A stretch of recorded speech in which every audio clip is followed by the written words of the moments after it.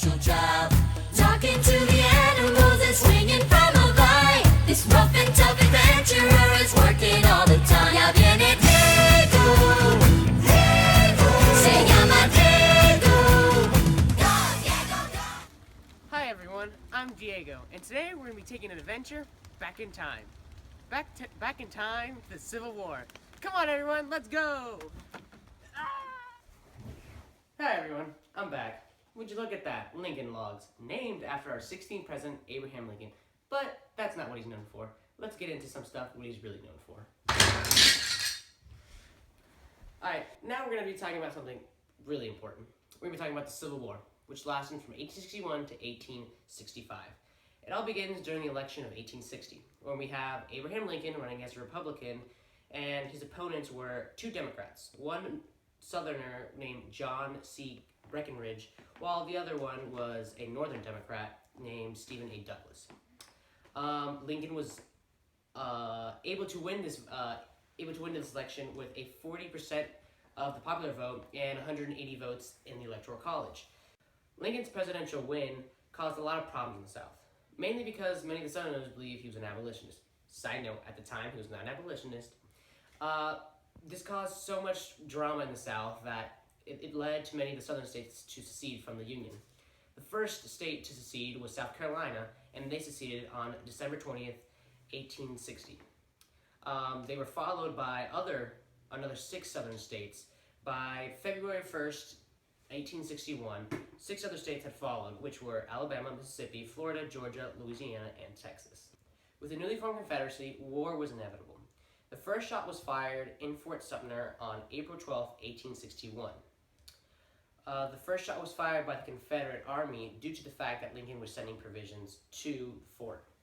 After 2 long days of battle, Major Anderson was forced to surrender, and this marked the beginning of the Civil War. Diego. Yes, little chickadee? Wasn't Lincoln a very democratic president? That's a good question. He was a very democratic president, but he was also very authoritative. One good example of this is when he suspended habeas corpus, and this allowed him to imprison anyone he wanted to. He could even imprison you just because he didn't like the way you looked. Yeah, even you. But many people saw it that way, but in reality, he did it for a good reason, and it was to keep the Union united. He wanted to keep the 4 border states together and make sure they didn't go to the rebellious side. And the states were Maryland, Delaware, Missouri, and Kentucky. Now let's go on to the Battle of Bull Run, numero uno, which occurred on July 21st, 1861. In this battle, General McDowell leads 30,000 Union soldiers against General Johnson's 22 Southern troops in an attempt to crush the rebels and on to Richmond. Side note, which Richmond was the capital of the Confederacy at the time. Sadly, the Union's plan backfired, and the Confederacy was able to win because the Union began to retreat back to Washington in a disarray. McDowell was fired by Lincoln and replaced with McLean. Now on to Antietam. Hear that? It's and shut. I have to go help it. Alright guys, I guess Diego's gone. I'll fill in. So, on to Antietam. The Battle of Antietam was fought on September 17, 1862 in Maryland. The Union forces were able to stop the Confederate forces from pushing more northward. It was the bloodiest day in history with over 22,000 people killed. After the Battle of Antietam, Lincoln felt it was the right time to issue the Emancipation Proclamation. And it also stopped Europe from joining in the war to support the Confederacy. Taking effect on January 1st, 1863, the Emancipation Proclamation freed all slaves under rebel control. That's not including slaves in the border states. If the Confederacy wanted to preserve slavery, they would have to return to the Union, but they did not take up this offer. Though it had limited practical impact on Southern slaves, it delivered a major blow to Southern morale because it threatened their property and pushed for their demise. Yeah. Now it's time to talk about Stonewall Jackson, who was Robert E. Lee's right-hand man in the whole Civil War.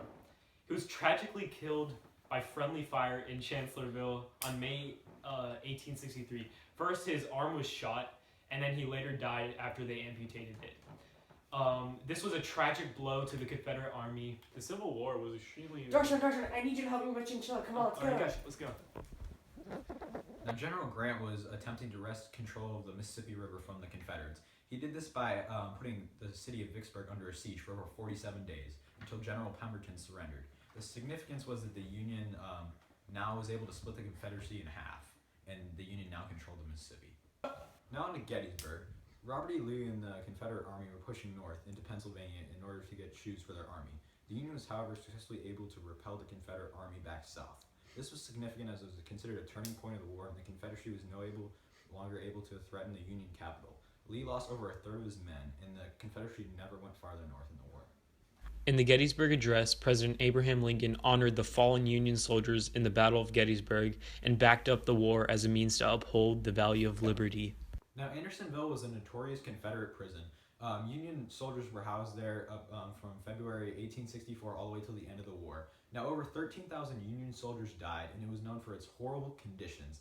After the end of the war, Captain Henry Wise was convicted and tried for the horrible conditions at the camp. Now, Sherman's March to the Sea took place near the end of the war. Sherman used an extreme concept of war where he would march from Atlanta all the way to Savannah, burning everything in his path. All buildings were destroyed, everything. The railroads, what he did to them was he heated up the metal, wrapped it around trees that are called Sherman neckties. Basically, he tried to destroy everything that the Confederacy could possibly use for war. Yeah.